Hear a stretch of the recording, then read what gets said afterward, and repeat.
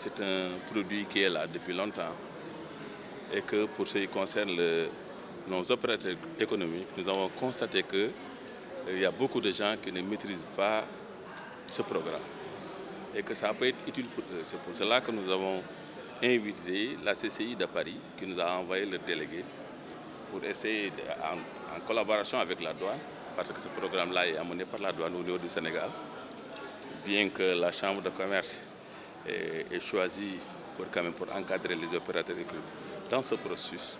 En fait, vous avez remarqué que le carnet de passage en douane ATA, son plus gros défi, c'est de se faire connaître, en fait.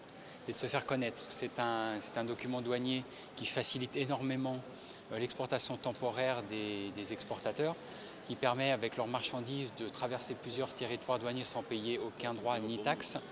Et donc le but de cette session ce matin, c'était de sensibiliser les opérateurs à l'utilisation du carnet ATA et à tout ce que le carnet ATA pouvait leur apporter.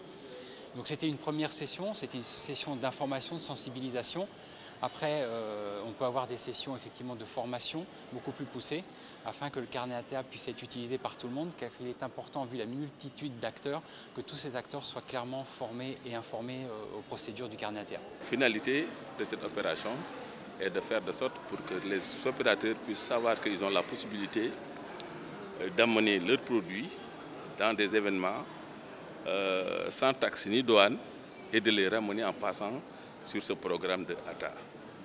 C'est pour cela que la douane nous a expliqué les tenants et les aboutissants du programme. Tout opérateur économique qui veut vraiment faire des affaires ou assister à des opérations à l'extérieur, nous sommes là pour les assister et les encadrer. Donc la Chambre de commerce est là pour vous accompagner et pour faciliter quand même les échanges au bénéfice des opérateurs économiques de notre pays. On a deux situations qui peuvent intéresser les Sénégalais. On a nos expatriés qui sont à l'étranger et qui doivent revenir avec leurs marchandises pour la période de leur séjour et qui peuvent disposer de carnets ATA délivrés par ces organismes agréés à l'étranger qui seront présentés au niveau des douanes sénégalaises. Aussi, il y a la Chambre de commerce et d'industrie qui peut délivrer des carnets ATA pour nos opérateurs qui vont à l'étranger dans le cadre d'exposition ou pour leur matériel professionnel, comme à l'instar de vous, journalistes ou communicateurs, si vous vous déplacez pour votre matériel professionnel. En ce moment, la douane ne fait que la prise en charge. En amont, nous intervenons dans l'agrément et en aval, c'est dans le contrôle, à la prise en charge au départ et à l'arrivée des marchandises. Carnet ATA, c'est un document qui s'inscrit dans le cadre d'une mission de facilitation de l'administration des douanes. La douane aujourd'hui veut que les processus soient accélérés, qu'il y ait moins de temps de passage au niveau des douanes.